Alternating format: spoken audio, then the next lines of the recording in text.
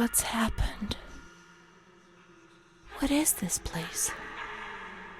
Maybe I'm dead. I can't see any light. Maybe I am dead. I can't get up. What's going on? What's happening to me? There's no one here, but these noises. God, my head is killing me. I can't keep my eyes open.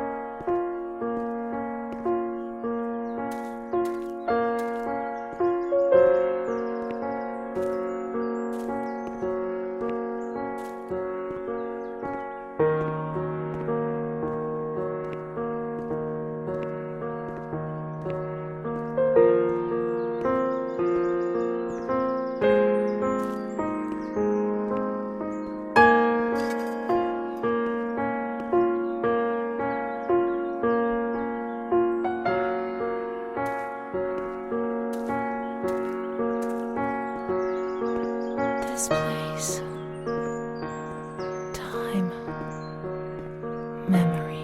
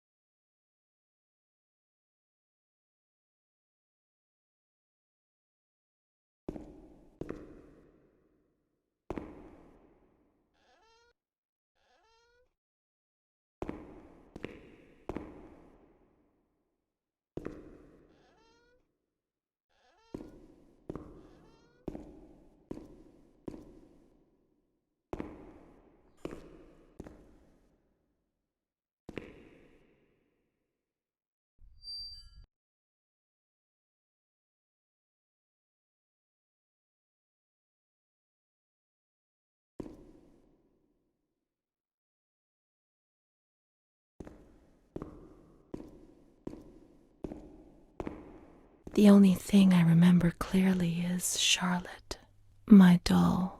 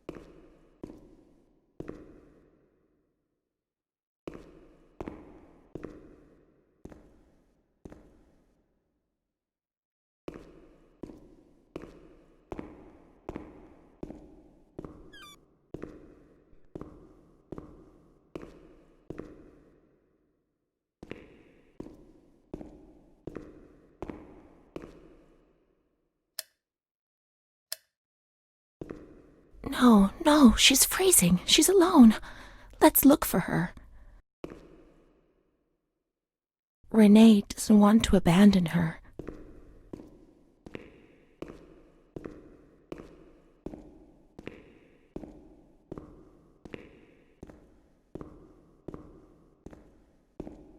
Nobody says we can't.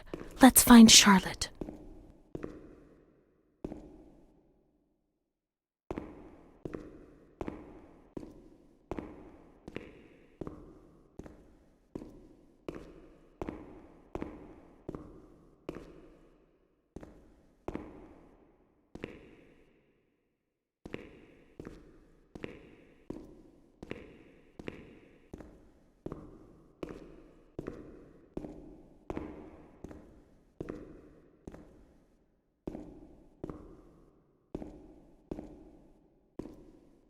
Let's search the wards on the upper floor. There's a plan on the wall which shows their location.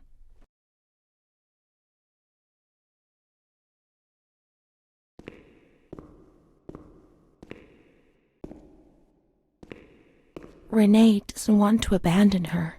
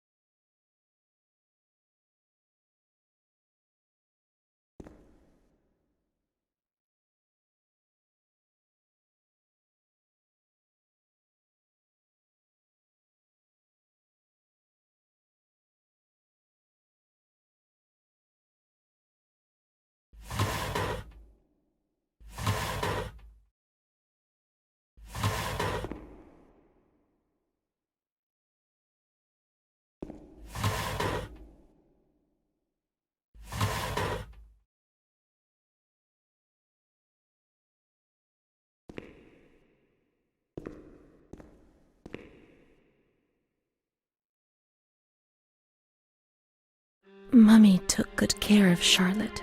She tucked her in, hugged her, gave her cuddles and kisses. She was very affectionate and loving. Nothing bad happened to Charlotte, and that surprised me. I didn't understand. At first, I was quite scared. I was afraid that she wanted to hurt me. I lived in constant fear that Mom would abandon her. Because I didn't deserve to live. I didn't deserve to be loved.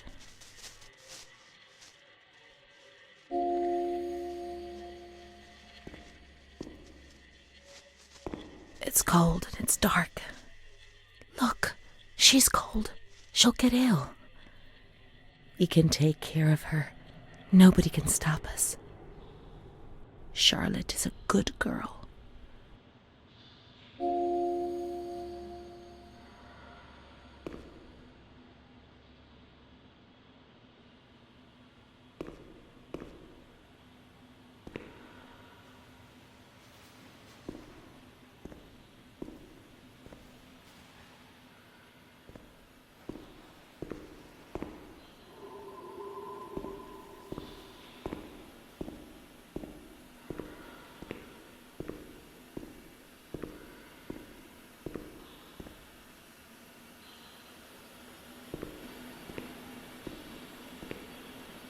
He doesn't want to.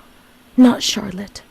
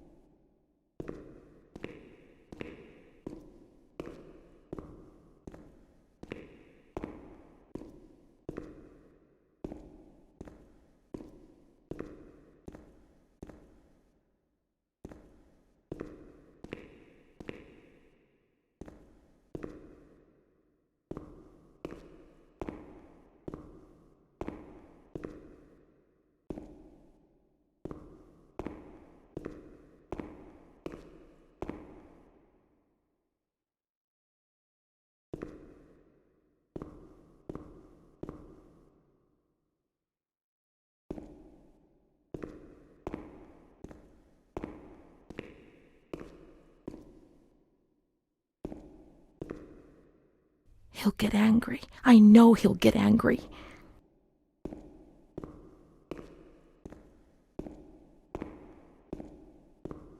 I saw a wheelchair on the ground floor. It's comfortable there, and we can put Charlotte somewhere warm.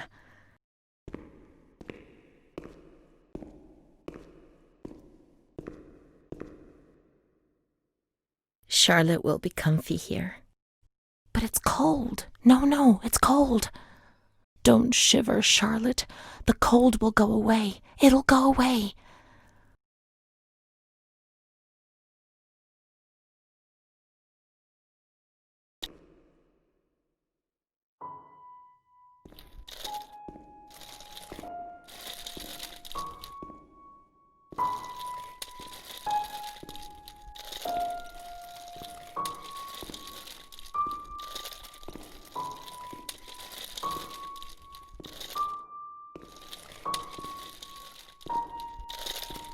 We must find some warm lights.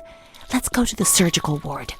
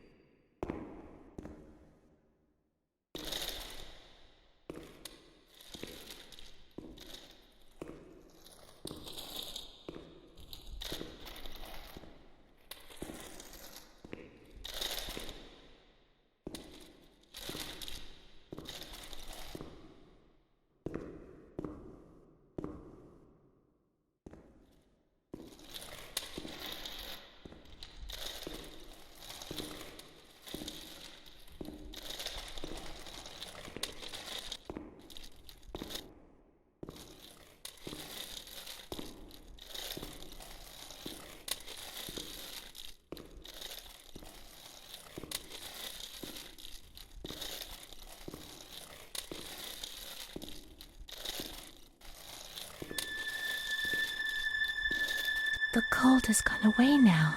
You see? The light, the warmth. We can do it. The cold will go away. It has to. Now we can enter the ward where everything started.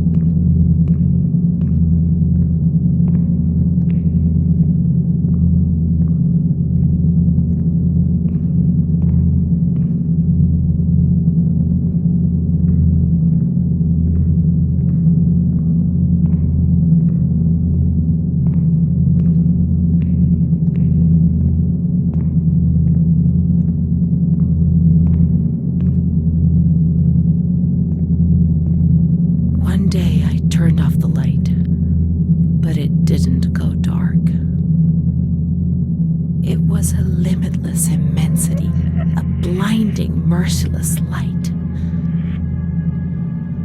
I was 16 years old, and I was afraid, always afraid, a fear that wore me down. I needed help, but I couldn't speak. I was terrified of everything, even thinking.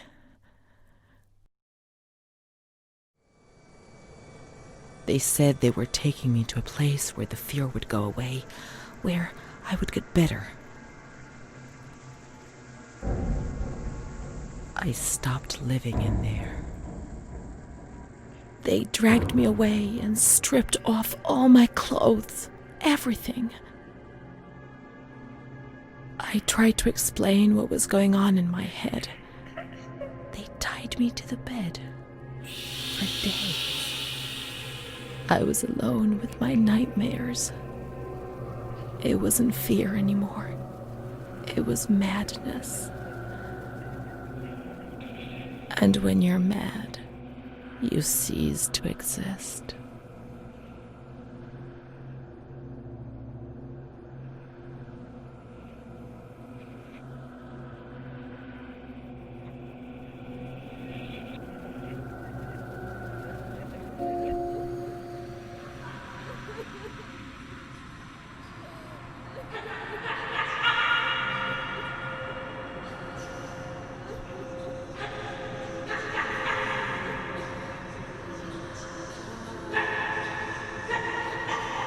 She was my only hope in this hell. I was descending down, down among the damned. But that woman and her smile kept me alive.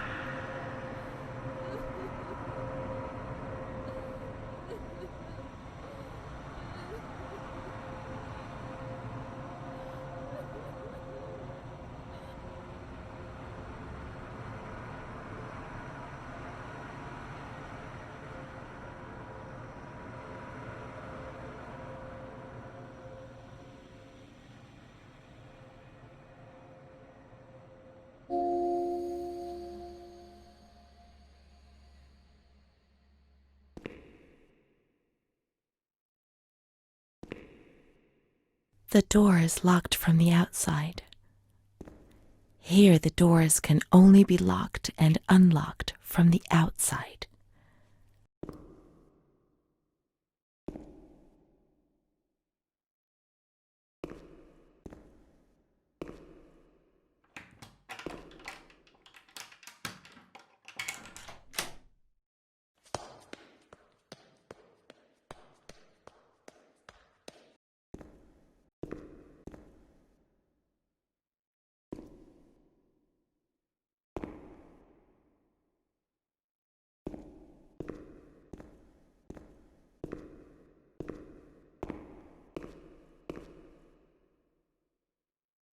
You can't get out of here. Only the dead can leave this place.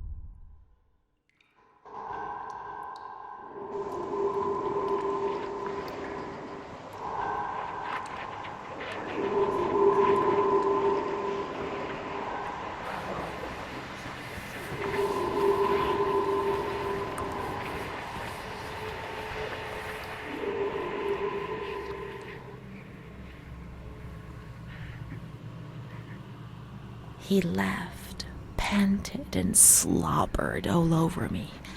It hurt me when he touched me. I thought I'd suddenly split open with a loud crack, and I would be shattered into pieces. I felt fragile, sick, dirty, degraded. All I could do was clutch Charlotte tightly while Rene obeyed. He was the master in the realm of light. I was being consumed by the evil act I had committed. I threw up and could feel hell getting closer and closer. Those tests the doctors did to me. They said there was something growing inside, and they wanted to drag it out of me.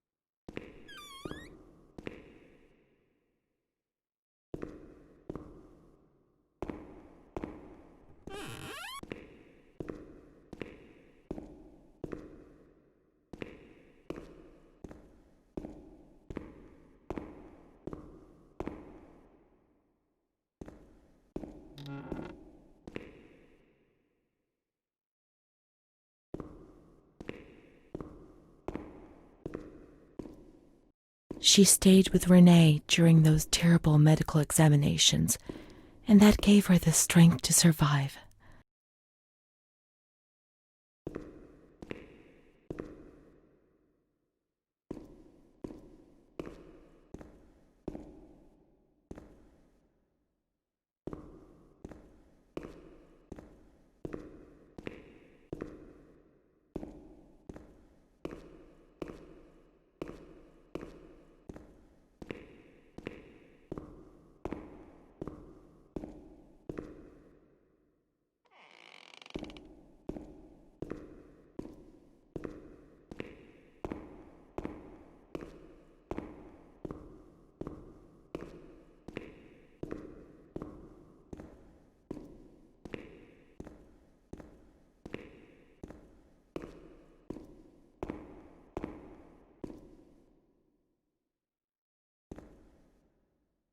They went to the gynecology ward on the upper floor.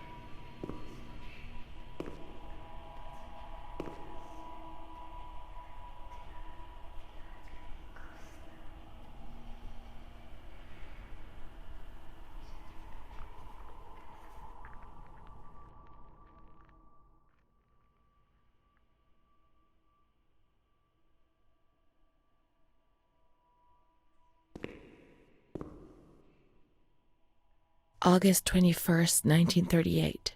Confidential.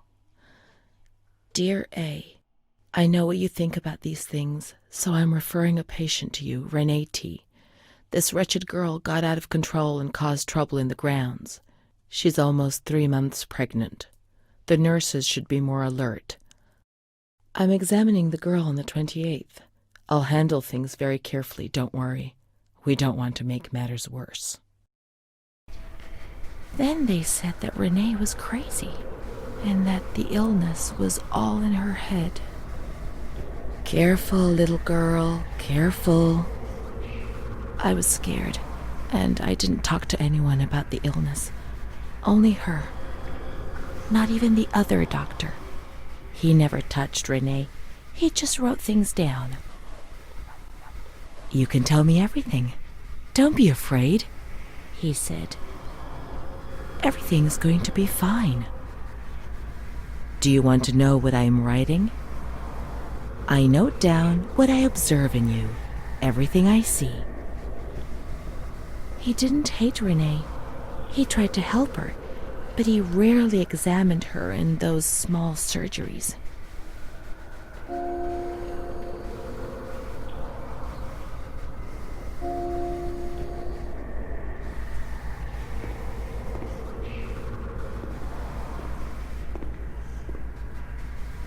The doctor who wrote things down was in Surgery C.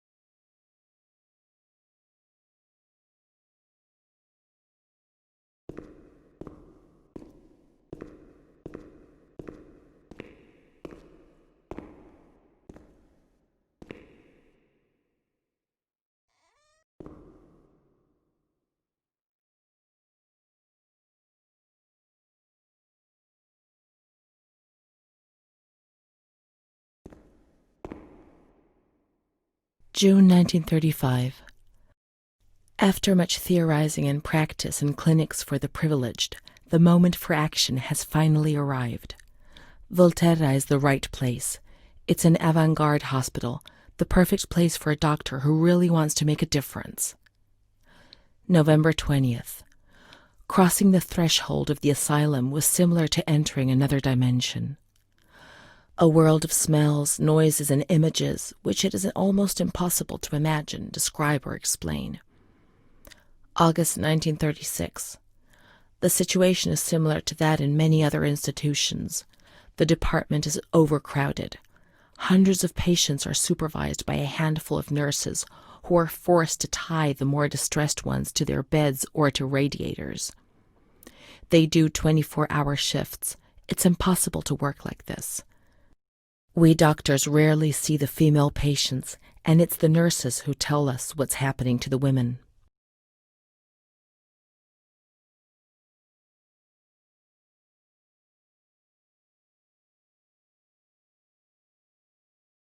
The overpowering stench in the wards, the constant din of shouts and voices that are barely recognizable as human, dirty, naked bodies devoid of any dignity. The lunatic asylum gets under your skin and wears you down. I often consider resigning. I feel useless, impotent, a sort of merciful jailer, a mercy that helps no one and only helps to ease my conscience. March 15th, 1938. Dramas are played out before my eyes every single day, and I try to distance myself from them and just do the best I can. But a girl arrived some days ago. I couldn't avoid her gaze. All she asked in her dignified silence was not to be ripped away from her world. And me. I'm old enough to be her father, the father she never had, who didn't want her, who rejected her without even knowing her. I, too, refused what she asked me. I couldn't do anything but add my signature and consign her to hell. A danger to herself and to others, and a cause of public scandal. This was what was written on the accompanying note from the police headquarters. It was difficult not to agree with it. How much more violence must this poor girl be subjected to? Her gaze is so intense, so far removed from the carefree nature which should be the joyous hallmark of her age. I cried myself to sleep in my solitude. I kept thinking about those sad and frightened eyes staring at me.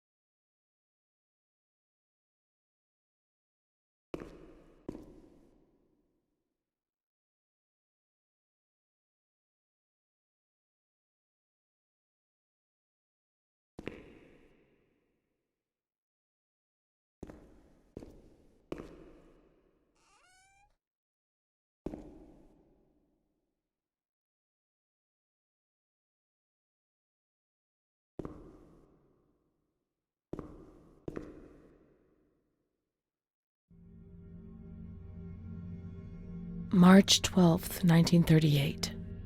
Renee T., 16 years old. Menstruation at age 12. Housewife. Father unknown. Mother a seamstress. Admitted in observation yesterday morning from Pontedera, accompanied by a police officer authorized by the examining magistrate of the Court of Pisa to be admitted for a psychiatric evaluation, which I have carried out. Medical certificate. Mental illness preceded by warning signs. Has suffered from depression for a year, believing she had tuberculosis. Food deprivation. We can't read this document. It is forbidden. We mustn't. If they find out, there will be trouble.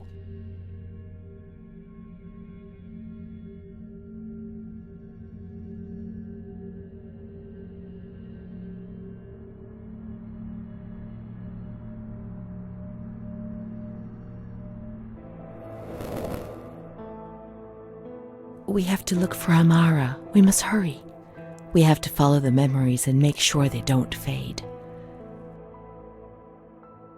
She is frightened, hears noises and ghosts, presents serious signs of anxiety psychosis, suffers from hallucinations.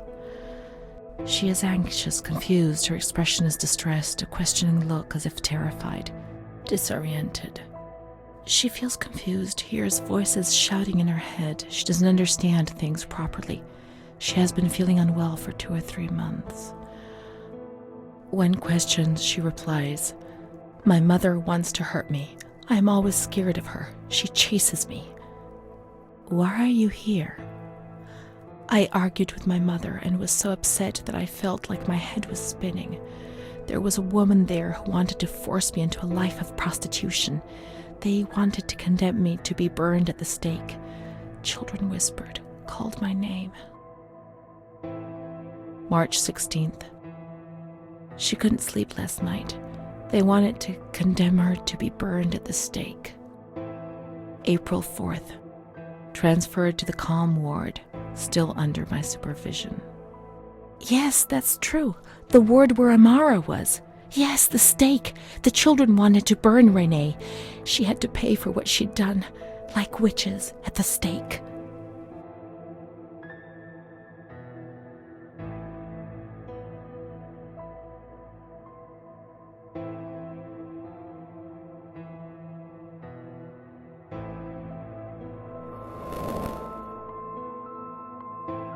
So many things frightened me. The system that I lived in was built on fear and light. There was no mercy or understanding in the town of light.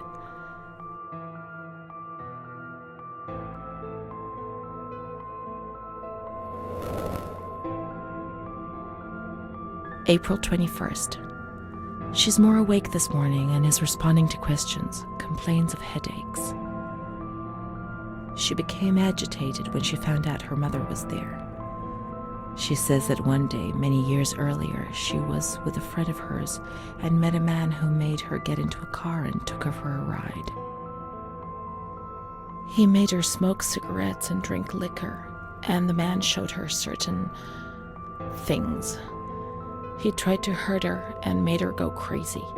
She says he promised to marry her and made her swear to keep what had happened a secret. These facts were essentially confirmed by her mother. After that, she became arrogant, impatient, and hostile towards her family, especially her mother. She started taking off her clothes in public. Her moods would swing from laughter to tears. She rants. She pleasures herself. I can't remember these things, only the guilt, the stake. I know I deserved to pay for that guilt. I knew it even then.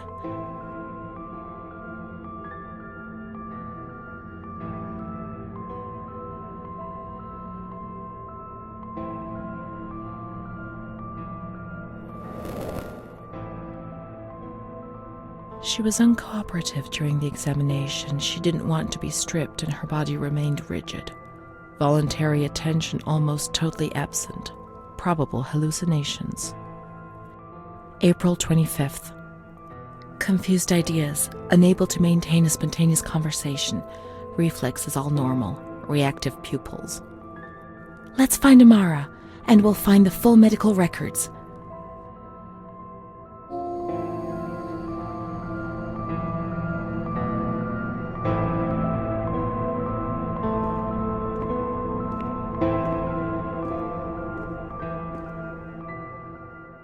the grounds at the back of the hospital, and then down to the kitchens.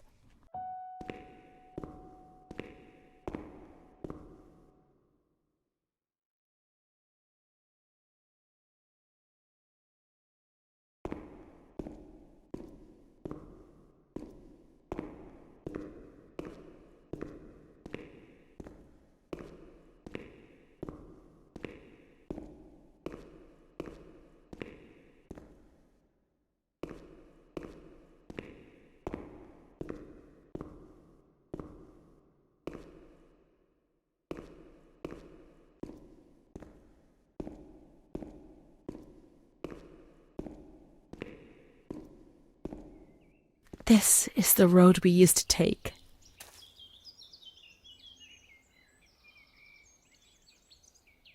If it weren't for her, in the grounds on that bench in spring, so many days. It was an escape, watching nature around us as she talked and smiled. And then there were the kitchens. Sometimes we stole food and ran back to the bench to eat it in secret, and we laughed.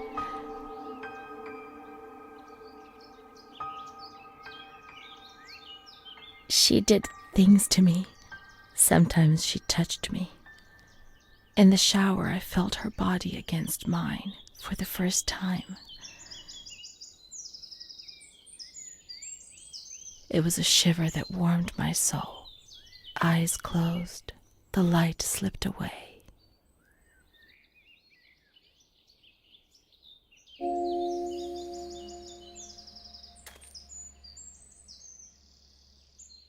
Let's look for Amara in the kitchens in the basement of the building, behind the greenhouse.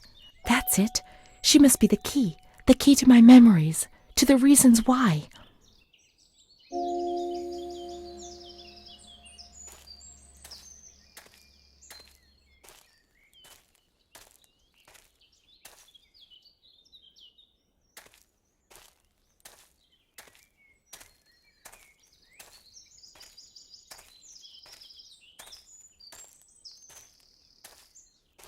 Nature helped me to forget, to escape from the system.